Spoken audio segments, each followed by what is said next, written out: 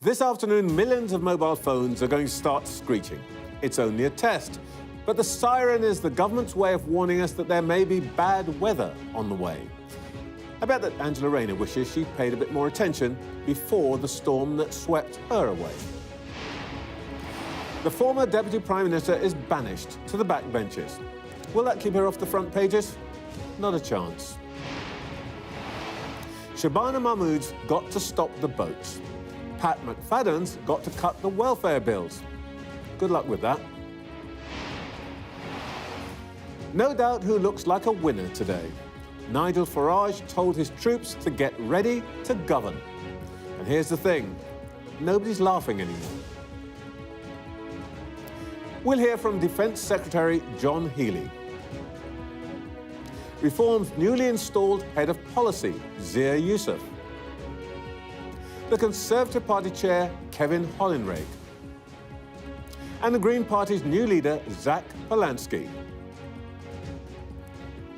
Plus, with us throughout the show, former Labour advisor Tom Baldwin, head of Bloomberg Economics and Politics, Stephanie Flanders, and Times columnist and Conservative peer, Lord Daniel Finkelstein.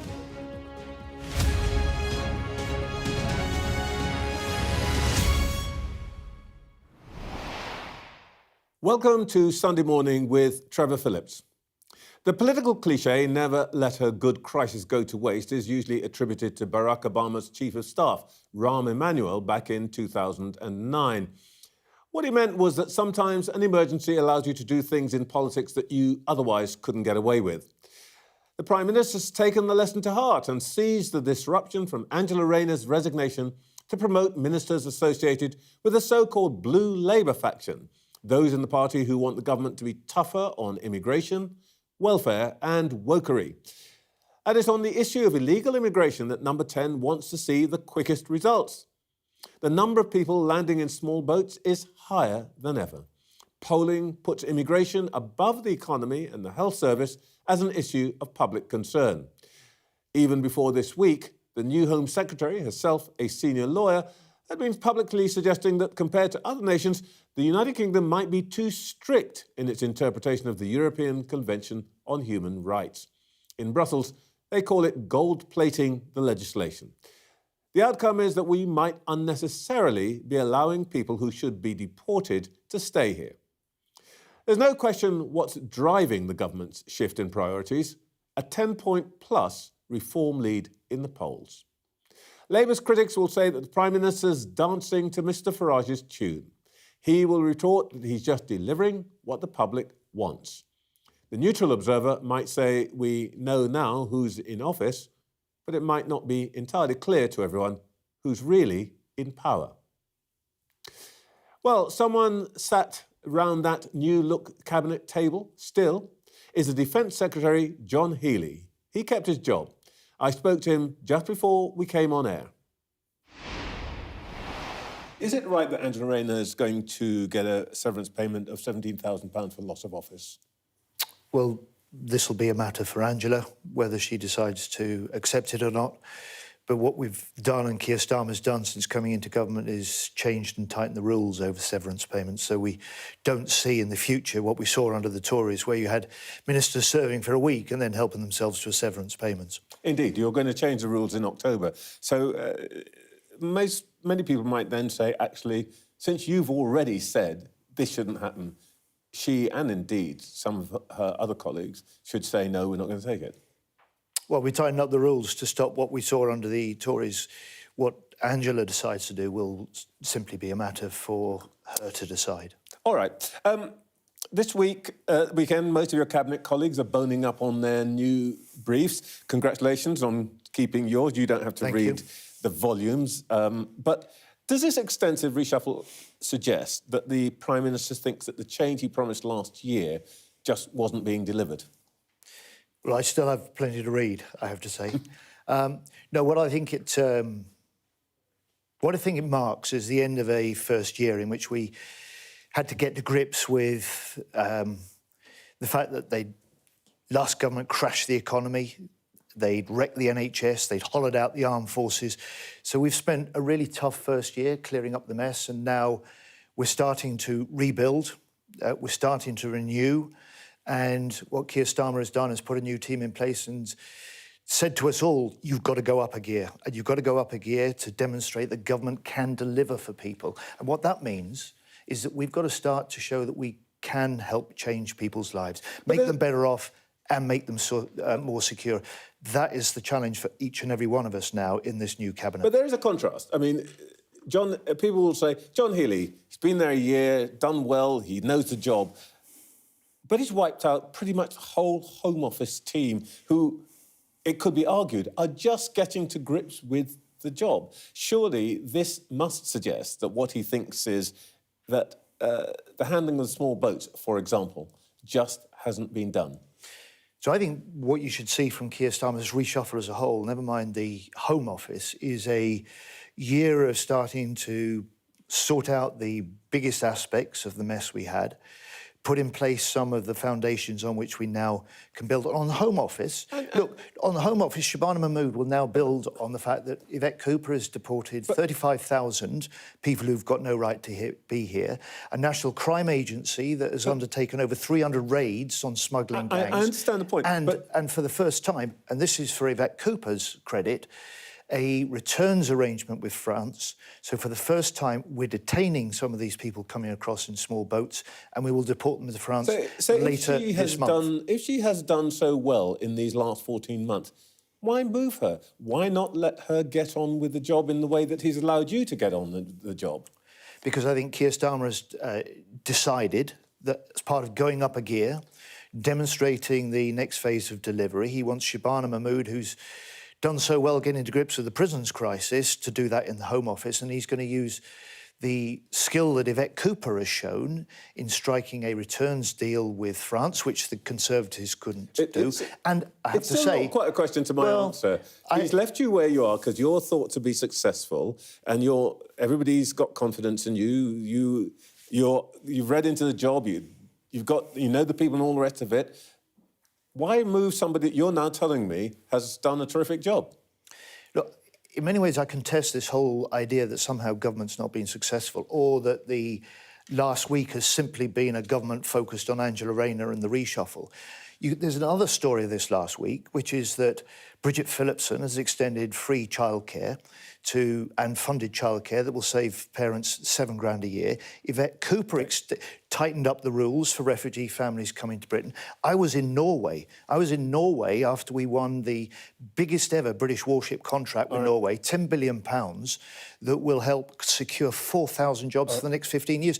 And you will see more of that tomorrow when we launch our defence industrial strategy. Let me just give you one more go on one other area then. The team handling the Employment Rights Bill, which is one of your flagship bills, Angela Rayner, gone for reasons we all know, and also Justin Madders, who was actually handling the bill. He's now been moved. Is it your plan now, as some suspect, we're hearing that from the TUC, some union leaders, I should say, this morning, that it's now your plan to water down the Employment Rights Bill? No, I think the plan to upgrade what will be the biggest upgrade in workers' rights for a generation, led by Angela Rayner, is one of the marks of how effective she's been as a minister and what a loss she'll be to government. It is part of the Labour commitment to the public. When we were elected last year, it was in our manifesto. We will deliver an upgrade in workers' rights, and we will deliver also part of Angela Rayner's other legacy, which is planning reforms that will help us build the homes we need in this country. When you say an upgrade, does that mean that we can expect no changes to the bill that has been proposed by Angela Rayner on employment rights, day one rights, hire and fire provisions and so on? I'm really confident that we'll deliver what we promised in the manifesto, the biggest upgrade in workers' rights for a generation. The bill's been set out and we'll now pursue it through Parliament. Or are you saying that now there's a new team, there might be some changes in that bill? No, I'm saying that the new team will take up the work that Angela Rayner and Justin Madders have already done. They will pick up the commitments we've made in the manifesto to the British people, and we will rebalance the security that people at work these days simply don't have, but will in the future because of a Labour government. All right, well, just one very quick one. One job that's not in the Prime Minister's gift is the role of Deputy Leader of the party. That person's got to be elected by the members. Does the appointment of Mr Lammy as Deputy Prime Minister imply that he's the Leader's preferred candidate? Or is that going to be Shabana Mahmood, as we're hearing this morning? No, it doesn't. They're two separate jobs, two very important jobs. The Deputy Leader of the Labour Party is an important job and an important vote for Labour Party members, but it is separate from the role in government, and it's the Prime Minister that appoints the Deputy Prime Minister. He's done that with David Lammy. That's interesting, because historically they've been the same person, John Prescott, now Angela Rayner and so on. So, but you expect them to be different people now? Well, I know they're separate jobs. I know they're both important jobs. One's elected, one's appointed. And Keir Starmer's the Prime Minister that appoints all government ministers, and he's appointed David Lammy as the Deputy Prime Minister. All right, let's talk about the new appointments. Probably the most important one, or certainly the one that people talk about most, is Shabana Mahmood. Her first headache is the arrest of 400 people protesting the prescription of Palestine action. Are you prepared for this to go on week after week, with police hauling people off the streets right outside the studio here? If we want to avoid a two-tier policing and justice system in this country, when people break the law, there have to be consequences. That's what was happening yesterday. And almost everyone, shares the agony when we see the images from Gaza, the anguish when we see the man-made starvation. And for people who want to voice their concern and protest, I applaud them. But that does not require them to link it to support for Palestine Action, a prescribed group.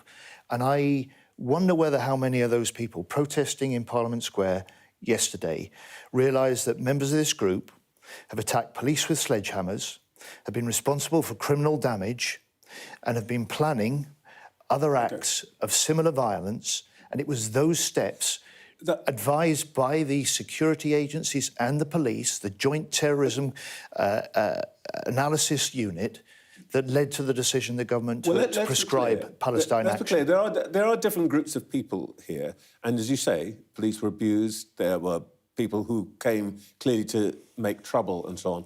But many of those were not people carrying the placards. The people who were being taken off. I physically saw them. I saw some of them as I left here yesterday, being carried off, and they were, if I can put it this way, elderly peaceniks, a lot of them. And they are going to come back week after week after week. Is the government really just going to let this go on?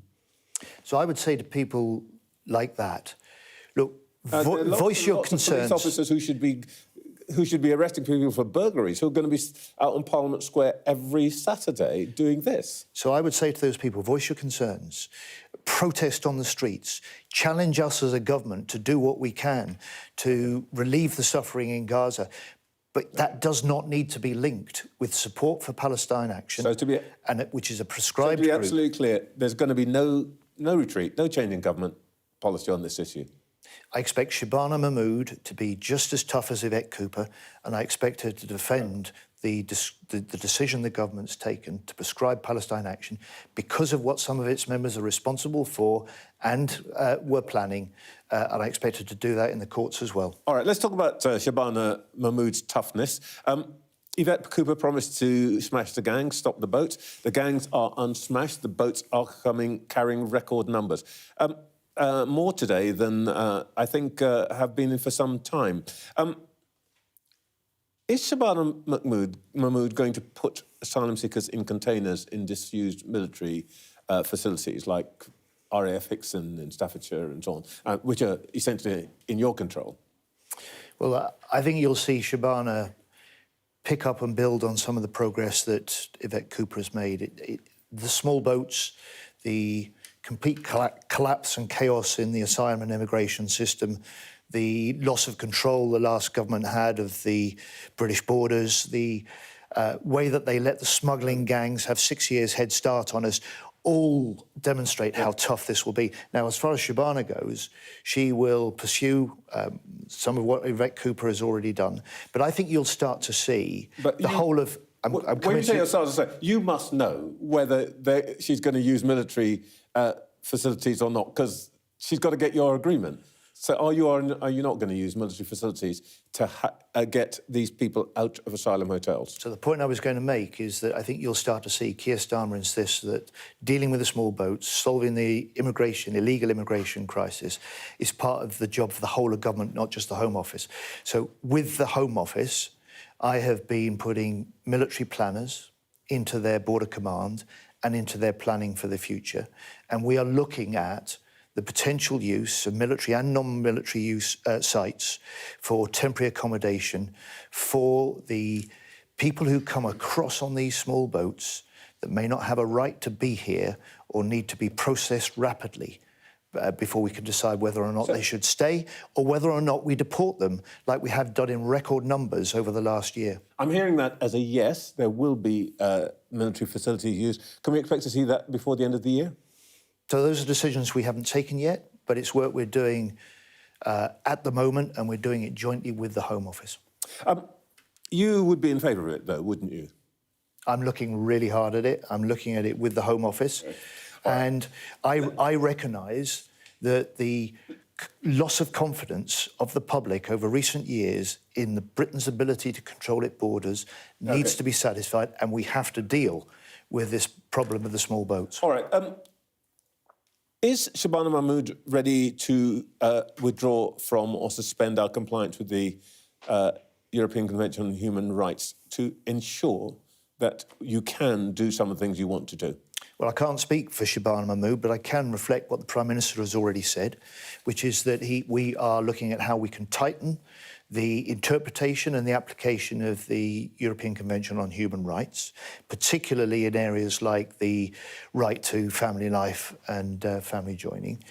What he has said is that we will not pull out entirely of the Convention, and the reason for that is that it underpins important agreements that keep us safe or keep us our economy going. So the Good Friday Agreement in Northern Ireland, for instance, is underpinned by the... But you know which bit is important? Article 8, which is the right to family life, which I know that the new Home Secretary has already said aloud that she thinks has been interpreted too strictly, and that people are basically gaming the system and using it.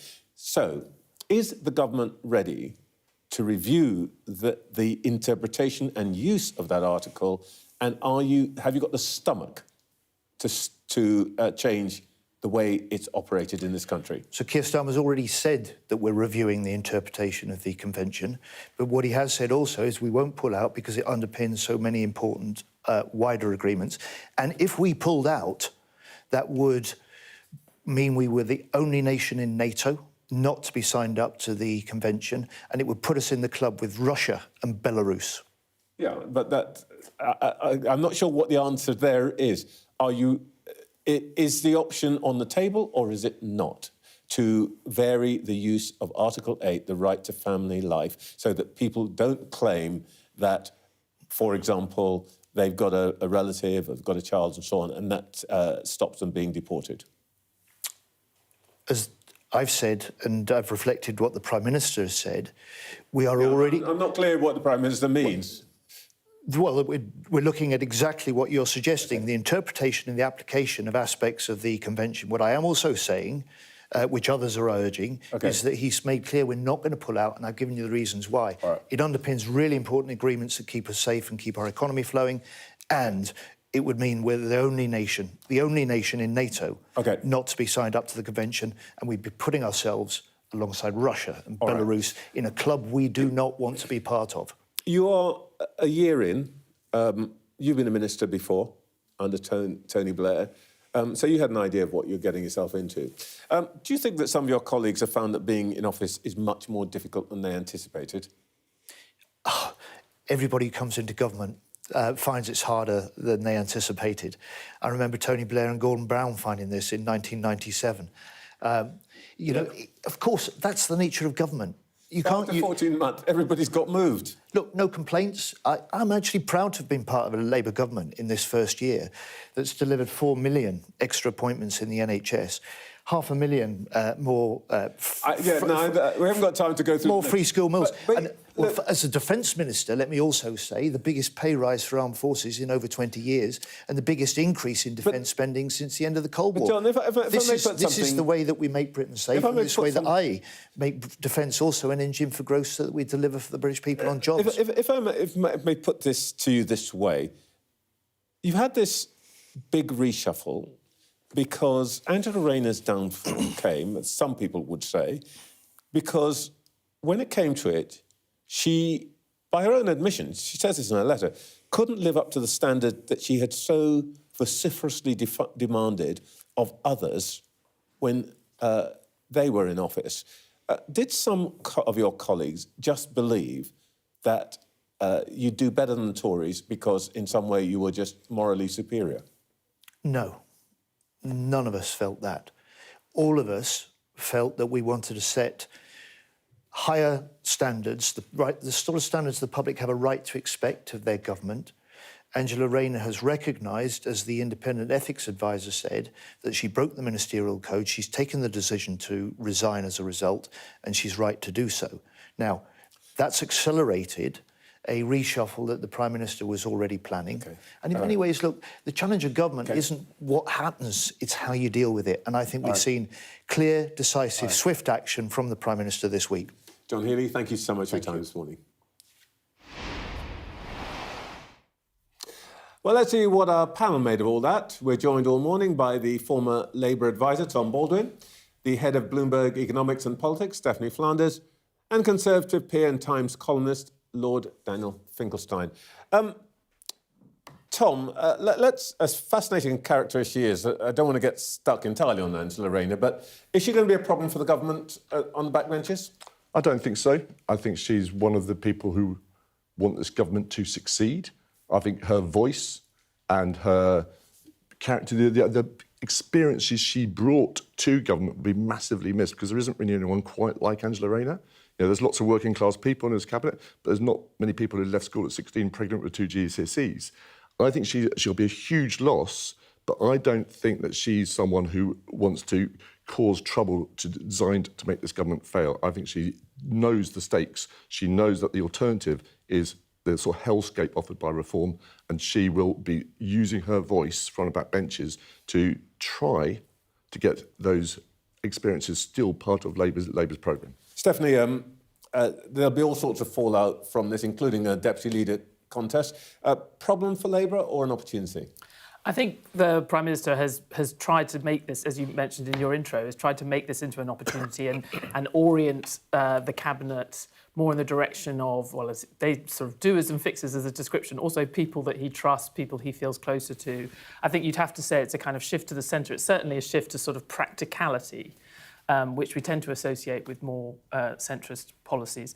So I think that the problem remains very much the same as it was a week ago, that they haven't convinced the public that they can actually deliver things and get a handful of these hugely kind of hot button issues done, not least the boats, but also get through the budget, which I'm sure we'll talk about later, and manage things like the welfare changes. So I think, and we'll probably get onto it, but I think Pat McFadden is the other sort of crucial, along with Shabana Mahmood, is one of the crucial appointments, because that is going to be such a difficult challenge. What do you think, Danny? Well, all that matters, Stephanie's completely right, is what I think. All that matters is that they deliver and on the things that people feel make the country better. And in those circumstances, it doesn't really matter who's in what position. So he's right to reshuffle to make the offices be held by people he thinks can deliver.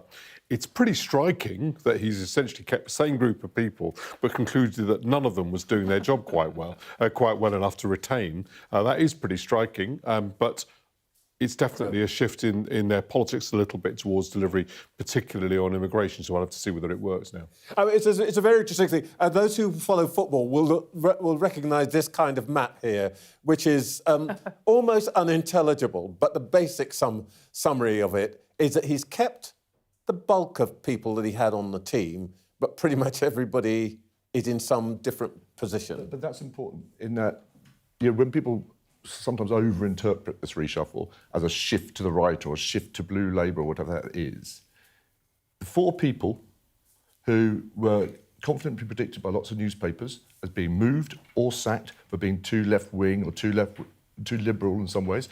Ed Miliband, Richard Herman, the Attorney General, Bridget Phillipson and Lisa Nandy, they're some of the very few people in the Cabinet who've got the same jobs as before. So you can overinterpret this reshuffle. But although actually I wouldn't overdo, I think the idea of keeping people in, I mean, having people who are already in the government. Remember, I mean, a year ago, we were all sort of reeling at how challenging they were finding it just lifting up the instruments of government. I mean, we were surprised at how little was moving and how slow it was for people to kind of get their feet under the desk. So I think we'd probably be saying it would be mad to bring in people who haven't got that kind of recent ministerial experience. So Tom, you're right, but why have they done it is the question, right? So yes, of course, they had to move some people in because Angela Rayner had left, but they didn't have to move everybody from every job, and that does indicate he wasn't very happy with any of those people in any of the jobs they were doing, and now he's moved them to another job, each of which is also. So if he thought David Lammy would be better doing justice than the Foreign Office, why does he think he would be any better doing justice than the Foreign Office? Well, let's talk about as you say, the substance here, Tom. I mean, the big features are the wipeouts, pretty much at the Home Office. The Pat McFadden, who's probably the most influential minister to welfare, which says something big is important there. And there's I think people are saying this morning employment rights. Well, let's just deal with the Home Office first, Stephanie. What do you think that Shabana Mahmood's going to do? John Healey was suggesting that, in fact, Yvette Cooper was poised to do something radical. I mean, I do think, just to go back a tiny bit, I think it is risky to move Yvette Cooper, who was by common agreement the person who was most steeped in the challenging, difficult details of that brief. And just the fact that there hadn't been sort of a major breakthrough in the last year, after years of no major breakthroughs on this topic, I don't think was proof enough that she couldn't make headway. And I think it is I think it's quite a big gamble, very highly respected and effective though Shabana Mahmood is. It's quite a gamble to put someone in that incredibly complicated brief who has not had that kind of experience. Now, it could be she will cut through because she comes from a relatively more conservative place on these issues. She can cut through with reform on this. But I think you can only minimise the damage and take it off the front page, that issue. You're never going to win against reform on that issue. Whereas in other things like welfare or even workers' rights, you can actually drive a wedge. Daniel? I've just been reading Nick Gibbs' book, The Schools Minister in the Conservative government, about the reforms that the Conservatives introduced in education, in schooling, which were broadly successful. And one of the reasons they were successful is because he'd been in shadow office for years, then was in ministerial office for years. And the result of that together is that he had more expertise than the education establishment and the people who were working in the department, and was able to guide what was happening. If you move people in this way, you're right, Stephanie, you are moving somebody who's had a chance to learn about the portfolio in favour of somebody who hasn't. And that suggests a degree of discomfort with what was happening, which is pretty alarming at this point in the government, 1 year in. Tom, the other big move, I think, for people who study these things carefully, by which I mean me, is Pat McFadden into welfare. McFadden's the most trusted guy. He's actually, I would argue, probably the most admired politician that most people have never heard of. Does his move suggest that they're going to have another go at welfare reform in that they had to essentially going to reverse on under Liz Kendall? I think there's an intention rather than a plan at the moment. I think they do want to do something about welfare, but they have also taken on board the lessons from how badly it went wrong last time. So, if you're going to do welfare reform, I think you need to do it in a Labour way rather than a headline chasing, here's some big cuts for the Workshire kind of way. Well, what can they do? Because they haven't changed their MPs. They've just changed their Secretary of State. Well, and it's the MPs who knocked it off the course last time. The people I trust most in politics are the people who learn from mistakes rather than just continue to do the same thing. And I think Pat McFadden and Keir Starmer are very well aware of how badly handled the last welfare reforms were. Now, if you want to do this, you do it as we're going to slow down the increase in the growth of welfare spending, which was the intention, rather than announce it as a big, fat, round figure £5 billion cut. I think you need to tell a story through Labour values about getting children out of poverty, about making sure resources go to the people who most need them, getting young people back to work, a story of opportunity. It's really important that Pat McFadden's got the skills brief here, because that allows them to do welfare reform in conjunction with spreading opportunity, which is a Labour story, rather than the kind of story you see about welfare. But do you think you're going to be able to engineer the cut in spending that Rachel Reeves needs to fill that vast black hole? Well, it's not a cut in spending, it's a slowing down the increase, which is what they need to do. Yeah. And I think they will try to do it. I don't agree that it was badly handled. I just think, unfortunately, backbench Labour MPs don't see the need for what Liz Kendall was trying to do, which is to reduce the welfare bill in ways that mean you're taking money from people. And I think the fact that it was imposed, it was driven by a kind of headline savings number, and then they also had to find extra savings at the last minute, absolutely was. But I mean, you're right, you can give a great speech about Labour values, but then you've still got the same MPs, and the speech was last week, and now they're going to make the vote. All right, we're going to come back to this, I have no doubt, again and again, but it is now 9 o'clock. You're watching Sunday Morning with Trevor Phillips. In the last hour, the Defence Secretary's told this programme the government's looking at using military sites to house asylum seekers. John Healey said the Prime Minister's told the Cabinet to go up a gear. Well, there's lots more to come this morning. In just a moment, Reform's new head of policy, Zia Youssef. Then we'll hear from Conservative Party Chair Kevin Hollingray. And the Green Party's new leader, Zach Lansky, joins us a little later. Now, Reform UK's kicked off conference season, meeting in Birmingham this week. There's a big turnout, really slick production, pyrotechnics and singing on stage. We also learned that Nigel Farage would deport women asylum seekers to the Taliban in Afghanistan. And there was a pledge to stop the boats in 2 weeks, actually meant once required legislation had been passed. I can speak now to the party's newly installed head of policy, Zia Youssef. Good morning. Good morning.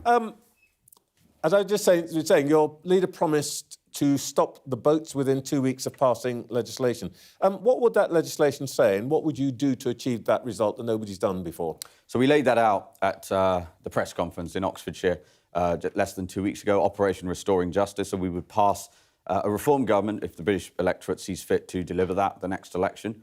We would, number one, pass the Illegal Migration Mass Deportation Act. That would mean not only leaving the ECHR, it would mean repealing the Human Rights Act, replacing it with a British Bill of Rights, and, critically, disapplying all of the international treaties that are used by activist judges to stop the deportation of illegal migrants, including convicted murderers and rapists. You've got to do all of those things.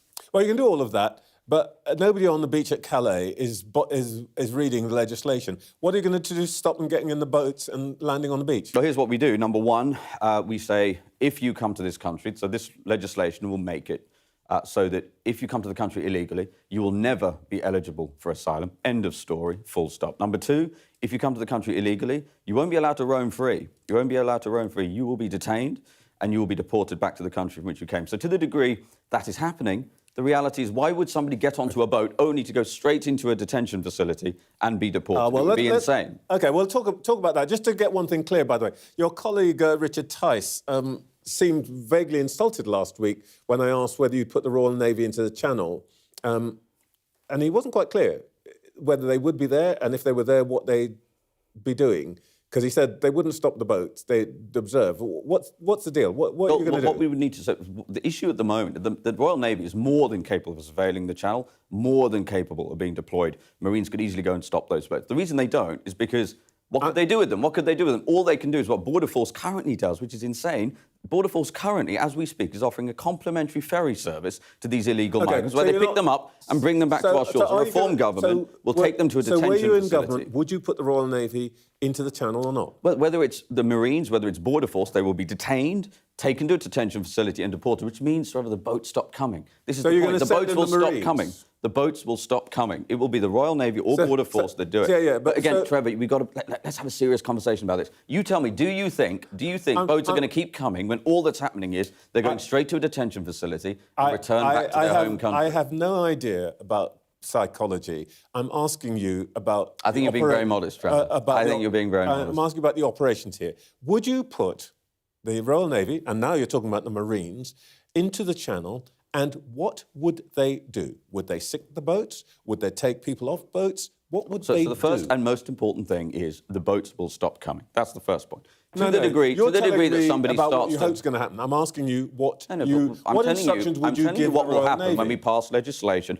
Well, let me give you some evidence of this. The Trump administration. The Trump administration just answer has cut. the question I'm asking you. I'm answering your question. The Trump administration has cut illegal border crossings by 97%. Whatever you think of President Trump, the reason that has happened is because ICE has been deployed. They've arrested hundreds of thousands of people and deported hundreds of thousands of people. What's happened? People have stopped crossing the border. That is exactly why the small boats will stop coming, Trevor. OK, so you're going to put snatch squads onto the streets of Birmingham. Whether it's border force, these are unarmed, largely men in dinghies. We don't need a particularly formidable military to be able to take them to a detention facility. The ICE operatives are armed. That's the example you just used. Yeah. These are armed men and women who go into factories. They went into a big technology factory the other day, took out 500 people. Are you saying that's what reform would do? Trevor, the reason they are armed is almost all law enforcement personnel in America are armed because Americans are armed in the way that British people are not. So no, we don't need UK Deportation Command unless they're going after people who are criminals. I wasn't the person who raised America. You said this is what you wanted to do. I'm just asking you. The point I was making is those mass arrests, those mass deportations have driven that behavioural change where people stop coming. It would be insane for people. Here's why they keep coming right now, Trevor. They're coming because they get free ferry service to our shores. They then get to get free hotels, free meals, free healthcare, free trips to the safari park, free trips to the cinema. Why wouldn't they come? Because we're a soft touch. And by the way, they're coming from France. They're not getting on a boat from Afghanistan or Pakistan or Iraq. They're getting on a boat from France because Britain is a soft touch, Trevor. You're going to detain and deport them. Let's talk about detain. Where are they going to be detained? They're going to be detained. Containers? They're going to be detained, again, very similar, so we can look around the world at where things have worked and worked well. President Trump stood up 3,000 detention beds in 8 days. 3,000 detention beds in 8 days. That was this year in the state of Florida, using steel modular structures. The notion that these things cannot be done is for the birds. They're not shipping containers. They're purpose-built modular steel structures that allow for significant detention capacity to build at a speed that has never been possible before. OK, how many have you got in mind? How many of these camps? So we've got a long list and we've got a short list. So we're going to need 24,000 in total. That will allow us to deport 288,000 per year. Currently, the country has just north of around 3,000 detention beds. So we're going to need about 21,000 more. So we think we're going to need anywhere between 15 and 25 sites. You reckon that you can deport people back to where they came from? Yesterday, Nigel Farage told my colleague Beth Rigby that you'd send women back to Afghanistan. Now, given that that country's regime is by definition one under which any woman in the world could justifiably claim a well-founded fear of persecution, does that mean that you plan to abandon that definition of asylum? What we are saying very clearly is no matter where you come from, if you come to the country illegally, without permission, you will never be granted asylum and you will be deported, yes. Yeah, you're answering a different question to the one I asked you. Nigel Farage said that you would deport women back to Afghanistan. In Afghanistan, women not allowed to speak, not allowed to show their faces in public. Anything that involves stepping out of line means they probably get lashed or worse. Women in Afghanistan could justifiably claim a well-founded fear of persecution, which is the core definition of a refugee. Would you send women back to Afghanistan? Trevor, why on earth? So the reason why anyone who comes to the country illegally must be deported is because I put it to you, why is this government, why were the Tories OK with thousands of military-age men from Afghanistan, unvetted and undocumented? I'm not asking about military-age men, I'm asking about women. Mothers, Trevor, that's why mothers were protesting in Epping, because it is British women who are now being subjected to that very culture that you just laid out, the Afghanistan culture, which now British people are being subjected to. Look, Nigel Farage just spent 3 days telling us that you are the only ones who speak the truth. You are direct, you talk honestly. I'm asking you a simple question.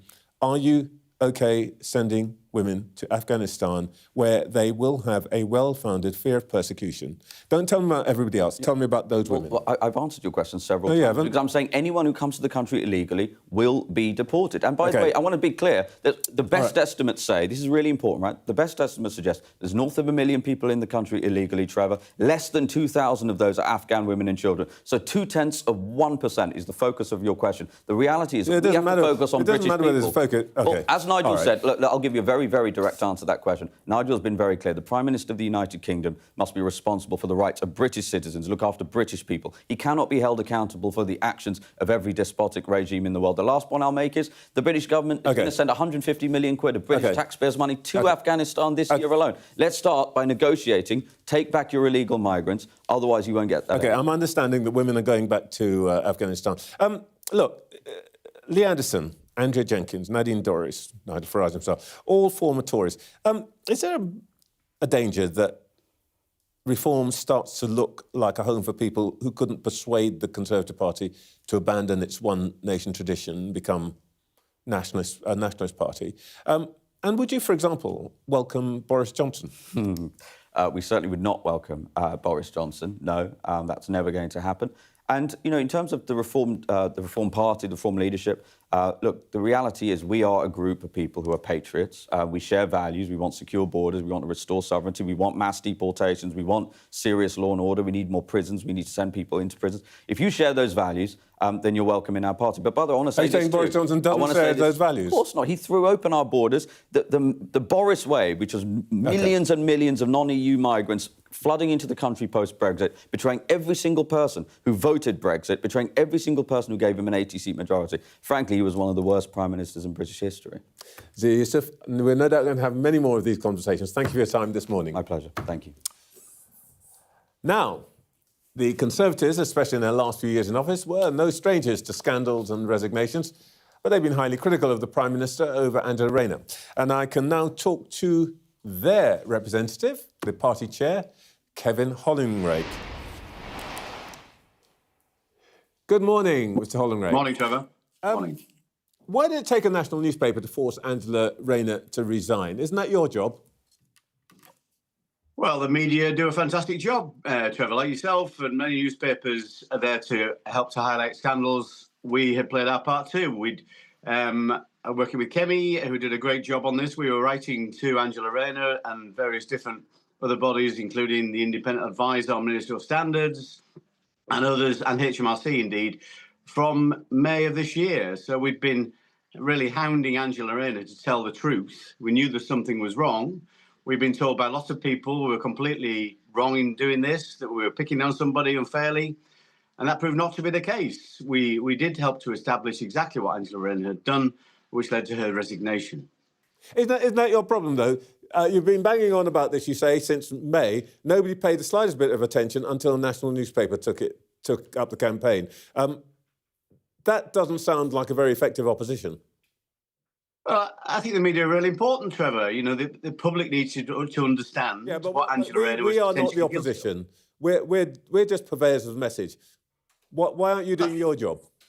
Well, we were, Trevor. As I said, we were writing to various different people from May, June last year. As soon as we found out she'd bought a third home, we wrote to the people in charge of who can vote on the electoral roll. We wrote to HMRC. We wrote to that independent advisor. Those things were very effective. And indeed, the independent advisor, Laurie Magnus, when he made his judgment on Angela Rayner, said that this only came to light, she only really held her hands up because of the intense public scrutiny. We helped with that. Of course, we don't do these things alone. The media are very important in terms of bringing this to the public consciousness. That's what we did. We did a great job. And I'm going to say no other party was interested in this at all. We were the ones that were working with the media to make sure these matters were brought to light, and indeed the investigation took place, and she had to resign as a consequence. She, like all other resigning or retiring cabinet ministers, is entitled to a severance payment until the rules are changed next month. What's your view? Should she take it? Of course not. Angela Rayner voted in February last year that no minister who's been investigated or was guilty of this kind of offence should ever receive a severance payment. I expect her to be as good as her word. All right, let's talk about the future of the Conservative Party. People who you and I both respect would be saying this morning that the energy on the right of politics is all with reform, and there's lots of talk about where they might go. Does the prospect of an alliance between Nigel Farage and Boris Johnson, as called for by Nadine Dorries today, send a chill down your spine? Not at all. That's not going to happen. I'm always interested in what Nadine has to say, but I don't agree with many things she says, and I don't agree with that either. Of course, listen, Nigel Farage and reform are very good at razzmatazz. Interesting to see all that happening on stage over the last couple of days. But the reality is there was no mention whatsoever of how they're going to fill their own £140 billion a year black hole. And put that in context, as you know, Trevor, there's already a deficit in the country because of Labour's actions, about £130 billion a year. So you're talking about spending commitments of nearly £300 billion a year more than we're collecting in taxes. It is simply impossible. It would cause market crisis. Forgive me, I can hear viewers shouting, you should know all about deficits because you ran up a massive one. We don't run up a deficit. Deficit happens in year. The debt certainly increased because of what we had to do. You did it every single year for the last, I think, 3 or 4 years. You ran a deficit. Well, but look at what was happening in those years, Trevor. Obviously, COVID, the pandemic, where we put £500 billion into the economy to save hundreds of thousands of businesses from going bust, millions of jobs that had never been done before. I don't see many people saying we were spending too much at that time. Quite the opposite, if anything. And then we had the cost of living crisis that was spiked due to Putin's invasion of Ukraine. It pushed our energy bills up. We stepped in to support householders and businesses. Otherwise, there would have been a crisis in many different areas of this country. So, what option did we have at that point in time? Of course, we want to balance the books. We're the only party that will not bankrupt this country. And we have a good plan in terms of getting the public finances back in shape, particularly around reform of welfare, changes to the welfare system, which, again, we want to spend less on welfare. And you've got people like Nigel Farage who want to spend more on welfare by scrapping the 2-child limit on benefits. Just one quick one on the issue of the moment, which is illegal migration. Nigel Farage says he'd send women... Well, I've just been talking to Zia Yusuf, who I couldn't quite persuade to say in terms that they would send women back to Afghanistan. I think your leader has been unequivocal that she would do exactly that. Is that correct? Well, listen, we want a returns agreement wherever we can get one, Trevor. That's obviously subject to negotiation between the different countries to be able to do that. Of course, I think Kemi's the toughest person in politics, and I think she'll strike those agreements. But what all Reform are doing now, from a few weeks ago, they were talking about towing the boats back to France, and they realised they couldn't do that. And all their plans now are a copycat, exactly the plans that we had in the last government, that we tried to get those, eventually got past Parliament in terms of passing the Rwanda Act to be able to return people to their home country, or if that could not happen, to a third country, Rwanda. And again, we got huge criticism for it. We eventually passed that legislation. The courts then tried to stop us. We had to overrule the courts. Many people in the media and politics were criticising us for taking that tough action. But that's what we did. And Reform are now copying those plans. Kevin Hollerake, thank you so much for your time this morning. Pleasure, Trevor. Thank you. OK, back to our panel. Tom Baldwin, Stephanie Flanders, Lord Finkelstein. Danny, I thought that was an illustration of the Tories' problem. I mean, Kevin Hollerake is right that they raised this issue some time ago, but nobody's hearing the Tories. Yeah, look, first of all, the copying argument will never work. If somebody's copying your policy, you should congratulate them and say that's a good thing. And obviously, any incoming government, this one included, has got to solve this problem. It's not people coming from Afghanistan, they're coming from France, and they've got to solve the problem. Failure is not an option. So I've come to the view, having started by being very cautious about what rules you might have to remove in order to do that, in thinking that almost anything that you need to do, however difficult it might be, and that includes the sorts of deportations you talked about has to be done, because actually I thought Zia Youssef was correct in saying if you make it so that people who are coming here illegally cannot claim asylum under any circumstances, you will substantially reduce the number of people who decide to take that route. And that is essential. You cannot have an immigration system that's porous in this way, even if it is only a portion of the overall migration issue. Stephanie, the Tories' problem is that they don't seem to have a voice in the debate right now. Well, they also don't have a plan. I mean, I thought it was striking that he referred to their plan to fix the public finances, where I think his leader has made a virtue of not having very many plans and saying that she's going to take time to think, and there's no point saying anything now. So I think that sort of vacuum is costly for them. But, I mean, I think we're just going to have this for the next few years, even just the example of both of those interviews you just did back to back. Reform can get so far with one issue as long as it's there. I mean, Danny says the key thing is to find a way to resolve it. And they've sort of taken a lesson from Donald Trump, not just on the example of ICE and deportations, but that you can say as extreme things as you want, shocking things as you want, and then the interviewer will spend all the time on that, understandably. And the viewer is left with the idea that, well, the details may be a bit fuzzy, but they care about this thing that I care about. And there's been no attention to the complete lack of credible policies on any other issue. I think the real risk is that we have 3 years of that, and there's never any real, at least as long as we're in this dilemma, there'll be no real focus on reform as the alternative government.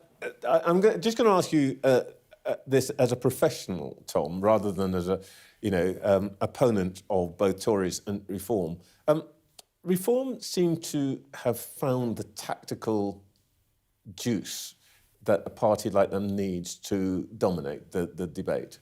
I think they've got a problem in that you're right. That they're able to sort of express a lot of people's feelings at the moment, and it's a feeling, it's a rage. It's Brexit was a bit like that, and Brexit was an abstract concept. I've always thought if there'd been a specific proposal for Brexit, actually probably wouldn't have won, because people have picked up apart and said it's not going to work, and I don't think there's ever a majority for a particular form of Brexit. As Reform are standing now to be a party of government, they're going to face more and more interviews like the one you've just done with Zia Youssef, where he was wriggling. He couldn't really give you the detail of what he's going to do. Like they're going to do something really big and extreme about asylum seekers, but when you get down to it, he couldn't really say. And I think that's really important. Because once you move from the abstract expressions of rage and feeling to actually having to put out specific proposals for changing the way this country works, they discover what everyone discovers, that the problems are complicated, the solutions are complicated, and I think the British people are more complicated than sometimes we get the impression of from these opinion polls. I mean, on this small part of the immigration, I mean, we know there was over 900,000 people came into the country last year, offset by a chunk of outward migration. But, we know that this is a small part of a much larger problem and only one policy among many. But I think on that particular thing, he was quite specific. I mean, whether it's credible or not, whether you could actually do it, is another question. But the number of detention centres, all of these things, we know there would be a lot of obstacles, but they were perfectly specific on that. It's just there are no other policies that get discussed with any regularity, and there certainly weren't any on display at the conference. Look, it's very expensive, and there will be a lot of practical difficulties. But broadly speaking, we are going to have to do something like that. I think one of their problems may be that if Shabana Mahmood is serious, she'll have done some of these things before we get selection. I've never been persuaded that the European Convention of Human Rights is actually the central issue. I think a lot of the central issue is to do with the Refugee Convention, Torture Convention, and practicalities of removing people, and also British immigration judges. So I think those are the issues. I think that Convention of Human Rights won't turn out to be critical. So this government could do some of those things. And one of Labour's jobs, aside this reshuffle, is to try to take this issue away from Reform, because simply suggesting to people it won't work, well, people will just say, well, what you're doing doesn't work, so at least we can try this. So I don't think that will work, Tom, as an approach to dealing with it. The government's got to deliver on this. By the way, just for those who don't follow these things as closely as we all have to, ICE stands for Immigration and Customs Enforcement, the agency that does all of that in the United States. Up next, the Green Party has a new leader. We'll speak to him live.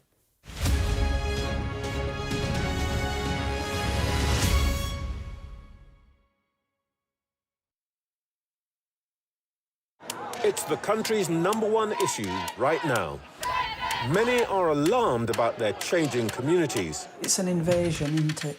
I think that solution comes through dialogue, not ranting off. We don't know who they are. I don't think that there's an issue. But are the people who matter listening? We'll bring key leaders together to debate the crisis that's dividing the nation.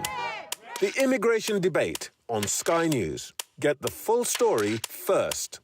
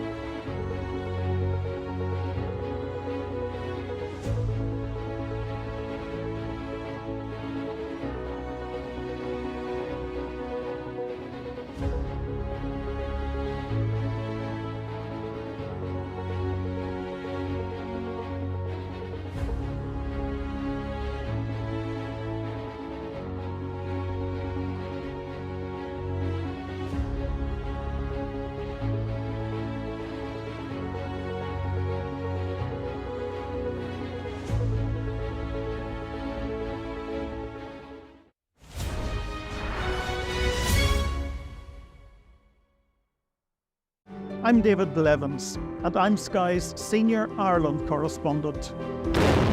I've spent 30 years reporting the journey from conflict to peace.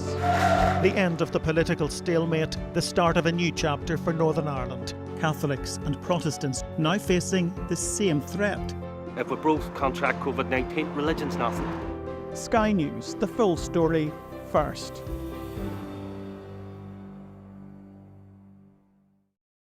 Fire, shouts the commander. Force through! There's a dash to safety. We've now got to wait inside the shelter to see if there is incoming. I'm Deborah Hames, Sky Security and Defence Editor. Should Russia's war with Ukraine escalate significantly, pilots like these could be called upon to go into combat for real.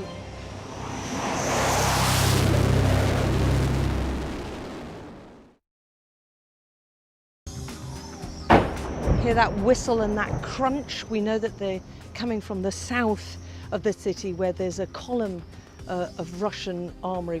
I'm Alex Crawford and I'm Sky's special correspondent based in Istanbul. Look at that sheet of flames, and that has happened within minutes, and now it's coming from both sides and it's moving this way.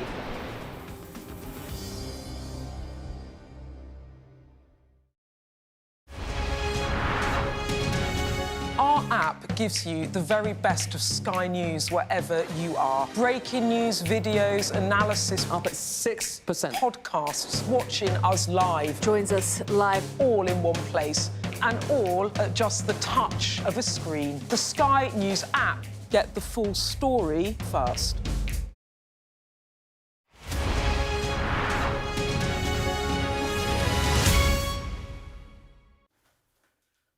Well, there's plenty happening on the left of British politics right now. Zara Sultana and Jeremy Corbyn have started a possibly nameless, so far, new party, and polls show it's pretty popular, especially amongst younger people. The Green Party has a new leader, Zach Polanski, who seems keen for a decisive leftward shift in a number of areas. And there's even talk of a form of alliance between the two. Zach Belansky is with me, so we'll find out. Congratulations. It was a landslide victory. Thank you very much. But only 38% of your members voted. What were the other 62% doing? Well, from speaking to people, we have a problem with the email system that we clearly need to fix in terms of people unsubscribing. But actually, what I'm really experiencing, I went to Clacton on day one because I thought rather than go somewhere easy for the Green Party, let me talk to people who are living in deep inequality, where we need to lower people's bills, nationalise the water companies, make sure we're investing in public services. I was in Cardiff yesterday, and actually excitement both amongst Green Party members, but also people stopping me in the street actually and saying, for the first time in a while, I'm feeling hope in politics, that actually there's someone who's saying, let's stand with our working class communities, let's stand with small business owners, with the disabled community, and make sure we're taking the challenge and the fight to both this failing Labour government and Nigel Farage and the Reform Party. OK, so it may seem like a slightly dull procedural point, but just to be clear with us about this. 38% of the membership that's registered voted, but you don't know who they are? I mean, what was the reason for that? Well, I don't know who they are, but that's the highest turnout in Green Party elections ever in terms of a leadership election, quite significantly so. And again, 85% of the vote, I would say, is a pretty significant mandate. Do I want more people to vote in future leadership elections? Absolutely, but I think there's a boring technical thing there about making sure people don't unsubscribe from emails. Say to anyone who's watching who's a Green Party member, check your email list. And if you're not a Green Party member, join.greenparty.org.uk. Sorry, that was cheeky. All right, you're not in Parliament. You're going to run for a seat as soon as you can? Yeah, absolutely. I want to be one of the first London Green MPs. I'm sure there's going to be a few of us. All right, let's talk about what you offer to the electorate. Your party's manifesto last year demanded tax rises that the IFS reckoned amounted to an extra £170 billion a year. Now, what we hear pretty much every day is that we're already in a hole to the tune of maybe 30 or 40 billion a year. Is that a reasonable direction to take? Well, I reject this whole talk of holes, and actually we need to have some fundamental economic conversations in this country. You don't believe in the black hole? No, so the first thing we need to talk about is the fact that the household budget is nothing like a national economy. Now, politicians from both the Labour Party and Conservative Party, including much of the media, I'm not talking to you here, Trevor, but some of the media, have pushed these narratives of austerity and the idea of balancing the books. Actually, we need to have a whole conversation about debt. What debt actually is public investment. And when you have an NHS that's crumbling because we've underfunded it for years, you get a sick population. We've seen that both in terms of long COVID and also disability. That's also terrible for the economy. But we can't come at this conversation just about the economy. This is has to be about our mental health, our well-being, the physical health of the nation. OK, the last person who sat there and said to me, don't get too fussed about the debt, was Liz Truss. So Liz Truss was funding unfunded tax cuts for super rich people. That's the exact way to crash an economy, and that's the road that she went on. But by the way, what are you saying? What are you saying? Do you think we had £150 billion deficit last year? Doesn't look that much better this year. Are you saying we shouldn't bother? So what do? We tax people more, or we borrow even more? I'm saying the era of trickle-down economics was always a lie and needs to be called out. Right now, we are giving private banks... The bond markets are not a lie. The bond markets are real. We're still paying interest to private banks that we don't need to pay. And actually, that's just a decision the government is making. We also need to be taxing multimillionaires and billionaires on their assets, 1% of £10 million or more, or 2% on assets of £1 billion or more. And if you're about to say, won't they just leave? Assets can't just pick up and leave. The Duke of Westminster owns half of Mayfair. We need to make sure that we have a fair taxation system in this country. Now, I'm not talking about people running a small business or people who are just trying to get by. I'm talking about people who are earning more money in their sleep, doing absolutely nothing, whilst for 99% of the population are working really hard. That's completely unfair. It doesn't have to be that way. And as the Green Party, we intend to change it. All right, I'm not going to argue with you about that, though. Oh, come on, let's have an argument. No, we could. But no, I think you should have the chance to set out your stall properly. Now, OK, you've described yourself as an eco-populist, and you've set out, in a way, what you think you ought to do. The thing that strikes me about that is that in the general and local elections last year, your party had most success winning seats off the Conservatives. Massive tax rises for wealthy people, is that, do you think, going to appeal to the Conservative voters who put your MPs in last year? I think what appeals to most people in this country is tackling inequality. And inequality hurts you wherever you live. Whether you live in a city, where I'm elected as a London Assembly member, or whether you live in the countryside, where we have rural constituency MPs. Because actually, if you live in the city, you probably need rent controls from a broken housing market. But if you're a farmer, for instance, 80% of subsidies go to the wealthiest 20% of landowners. We need to have a conversation in this country about food security and making sure we're protecting the people who are vital to our biodiversity and protecting nature. All of this, I think some people would say sounds unrealistic, but I'm not going to say that. What I think is interesting... Well, what's unrealistic is continuing the status quo and seeing this society is completely crumbling and just carrying on with the same broken neoliberal ideology. Well, what sounds interesting to me is that the language you're using sounds not that dissimilar from the language that Mr Corbyn and Ms Sultana use. Do you expect that the 30 seats that you claim you want to get at the next election, will you get that through a pact with Jeremy Corbyn and Zara Sultana's party? Well, the first thing to say is I'm the leader of the Green Party and my central focus is on the Green Party. We came second in 39 seats across the country and my first mission is to turn those 39 seats into 39 new MPs. But to your question directly, I like Jeremy Corbyn, I like Zara Sultana. A lot of our politics is similar and I share lots of platforms with them. Jeremy said himself, though, a couple of days ago, we are different people, and that's absolutely true. I don't mind him saying that about me, and I'll say the same about him. And so what I want people to notice is that whatever they're going to set up does not exist yet. Okay. I don't think we have time to wait around. So I'd say to anyone who wants to have social, environmental, racial and economic justice, join the Green Party right now. Very last question. You're obviously aiming to take votes from Labour. Does it bother you that the more votes you take from Labour, the more likely Mr Farage is to succeed? Nigel Farage is an utter charlatan. He's someone who's condemned Nigel Farage, whereas he seems to want a two-tier tax system. So I think it's the hypocrisy in the society that means we need to hold off Farage. That's not my problem, though. But if I'm presenting a good case, Keir Starmer, he should probably offer policies that people actually want and proportional representation. Zach Palensky, thank you for your time. Thanks so much for having me. In just a moment, we'll hear once again from our panel.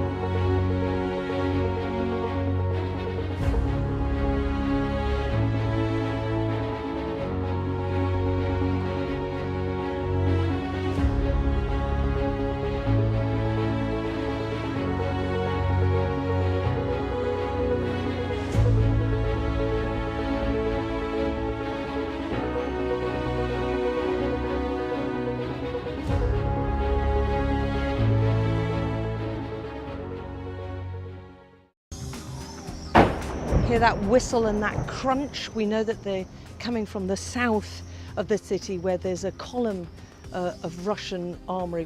I'm Alex Crawford and I'm Sky's special correspondent based in Istanbul. Look at that sheet of flames, and that has happened within minutes, and now it's coming from both sides and it's moving this way.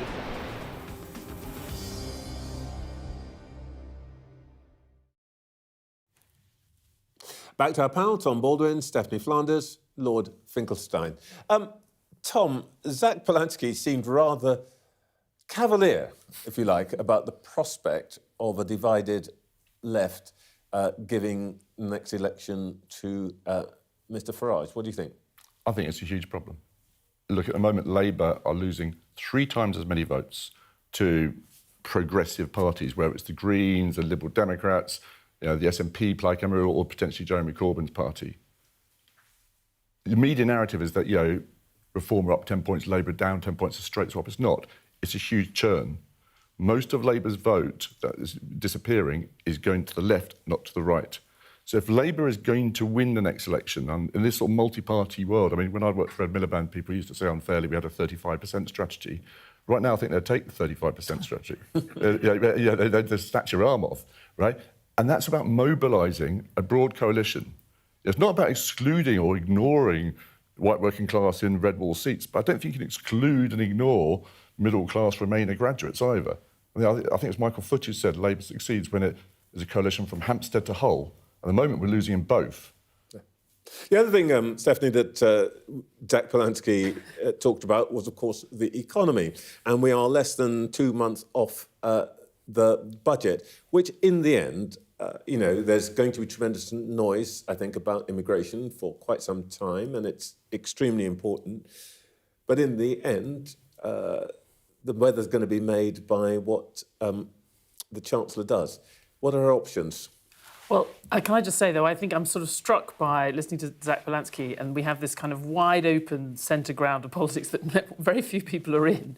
And then you have... But the cavalier way he was also talking about borrowing and spending and the sort of old things around, we're not the same as a household, the economy is not the same, which is clearly true. But we have entered a new world when it comes to the cost of government borrowing, and I think it's taking a lot of politicians a long time to wake up to that. We all grew up in a time in politics where people were focused on the budget. They'd had the lesson of the IMF in the 70s, all of those things. But with the financial crisis, with COVID, and with interest rates falling all of that time, governments have kind of got used to the idea that you can spend a lot of money and borrow a lot of money, and somehow the magic money tree actually does exist. And it has existed. We've doubled the debt and pay less for it because of interest rates. That's all changed, and I think that's why things have been so hard for Rachel Reeves. They will be hard for any government coming in an environment where you have low growth and potentially governments really being punished for having high borrowing. I think the risk for her, we can get into all of the potential things she's going to do, is that you'll come out of that whole process of the budget still thinking the only thing this government actually believes in is her fiscal rules, some version of her fiscal rules, because it's the only thing that we all talk about all the time, and I think that is a real cost. Danny, every time I hear this, I go back to the American political strategist James Carville's desire to come back, be reincarnated as the bond markets because they can intimidate everybody. And except it appears Zach got Polanski. Yeah, because he doesn't think he's going to govern. What he's after is 10, 15% of the electorate, which is available to that kind of liberal economic populism, unattached to the kind of Farageist populism. Those two things actually belong together. He's trying to prize them apart. And I actually think Tom's correct, but I think a party has to choose its base, and it probably has to choose whether it starts from Hull and works to Hampstead or starts from Hampstead and works to Hull. And I think they're making, from a Labour Party point of view, probably the wrong choice.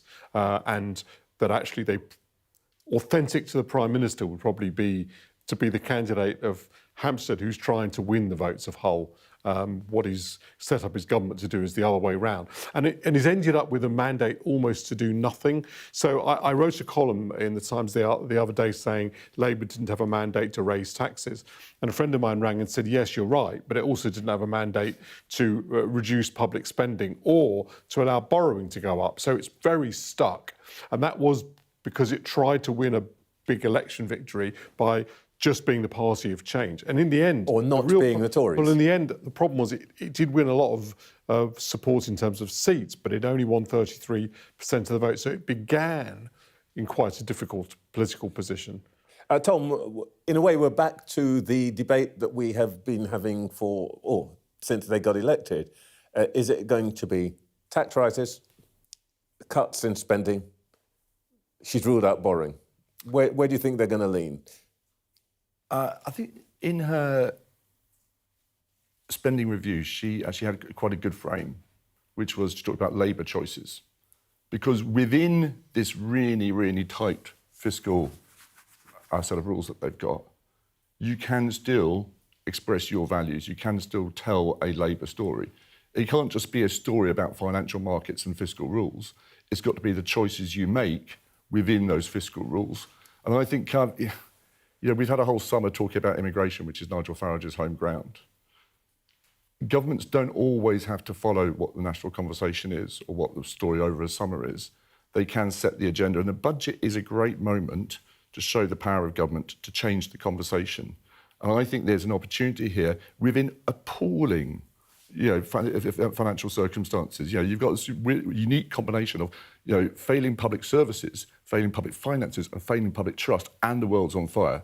But even so, I think you can show something of the character of the government, and that has to be about Labour values. At the heart of this, Stephanie, is this issue of the fiscal rules. Some people say she's got to, however disguised, flex them or even break them.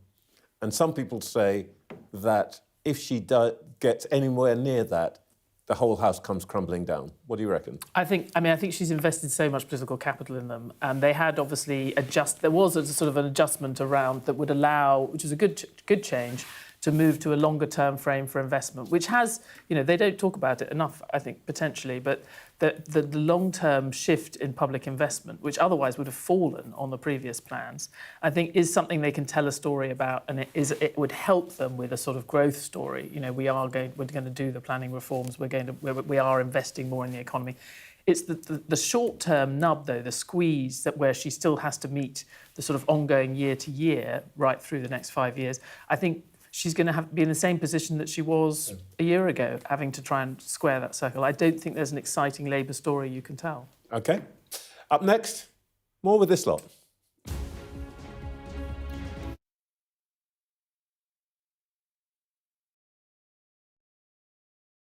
People that pod together, they have a little hive brain going on. They've not had a good week. I've had a good week. There's a teaser there, a teaser. Oof. OK, nothing to see here. Drama over. Full stop. Anyway, we'll get to that. She will be mortified. She's the first female chancellor. I popped upstairs, made myself a cheese sandwich, and now I'm with you. Annalise has come dressed in the magenta of electoral dysfunction. Available wherever you get your podcasts. I'm Mark Stone, and I'm Sky's correspondent based here in Washington, D.C. We'd been warned that we would meet people in the lowest moment of their lives. Their story is one of fundamental American failure. Well, a slow drive for the president as he approaches his golf club, but I have to say there are more media here than there are supporters. We love Trump! I've witnessed the remarkable passion for politics here, but the anger too. This is just the audience that Joe Biden wanted. Is this the moment to reform gun laws?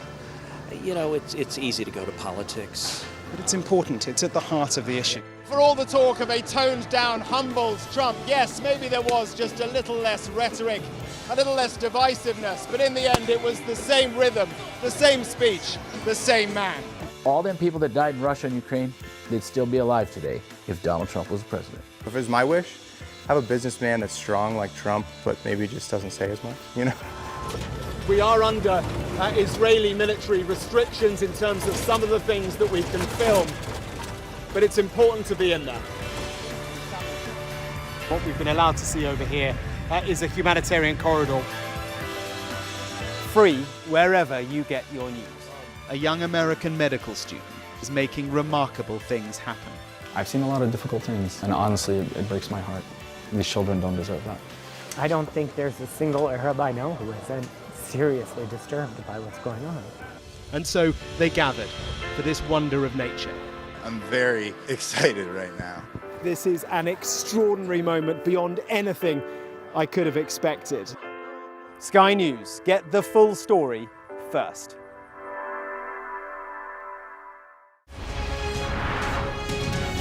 Our app gives you the very best of Sky News wherever you are. Breaking news, videos, analysis up at 6%. Podcasts, watching us live. Joins us live all in one place and all at just the touch of a screen. The Sky News app. Get the full story first.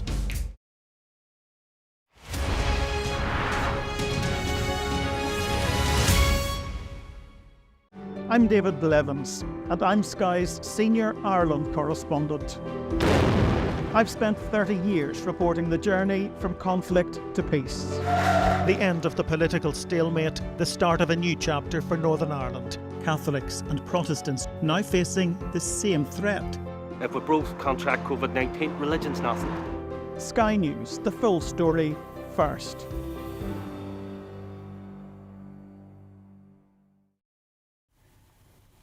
Welcome back. Now, on Wednesday, I'll be hosting a special programme on Sky News, available on TV and streaming live on our app, the website and YouTube. It's the country's #1 issue right now. Many are alarmed about their changing communities. It's an invasion, isn't it? I think that solution comes through dialogue, not ranting off. We don't know who they are. I don't think that there's an issue. But are the people who matter listening? We'll bring key leaders together to debate the crisis that's dividing the nation. The immigration debate on Sky News. Get the full story first.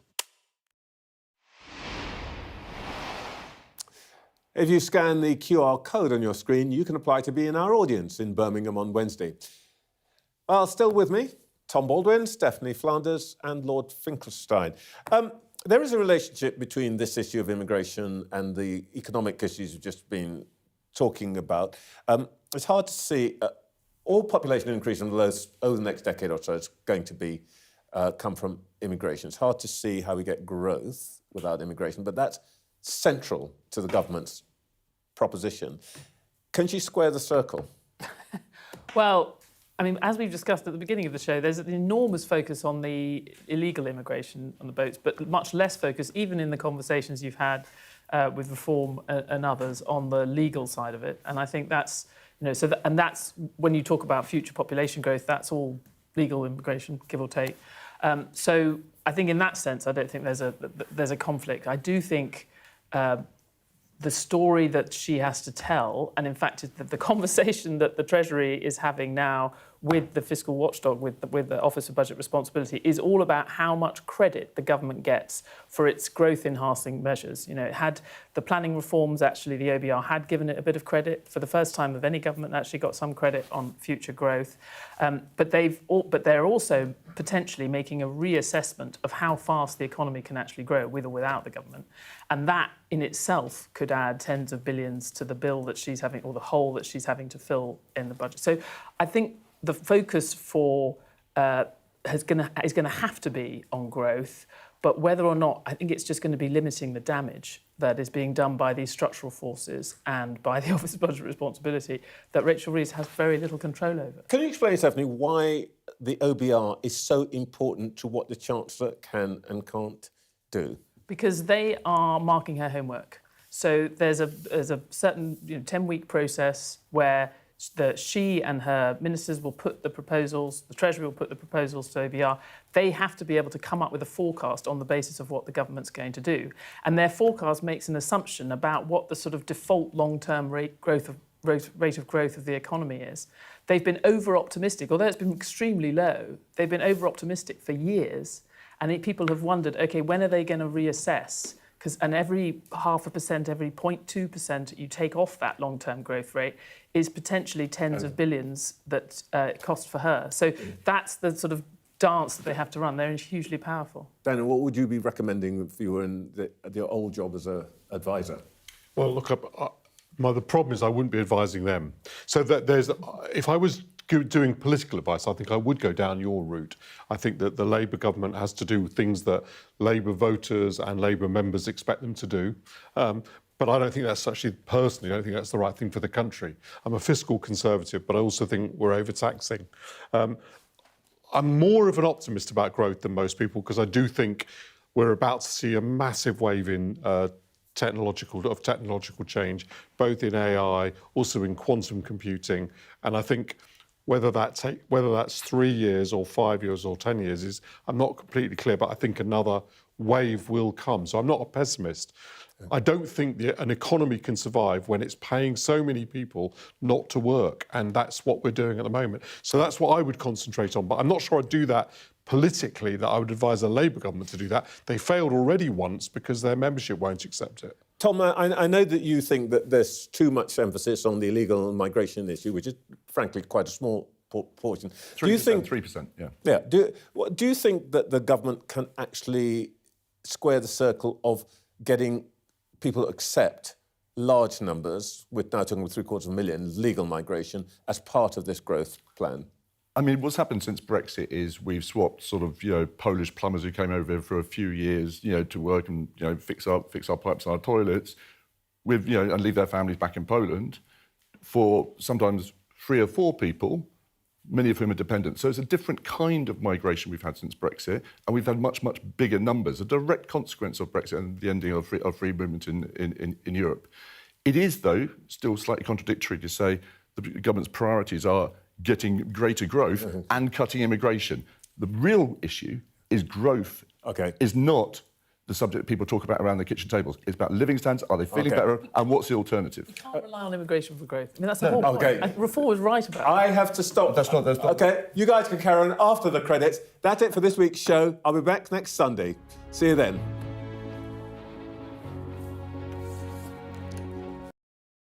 Fire, shouts the commander. There's a dash to safety.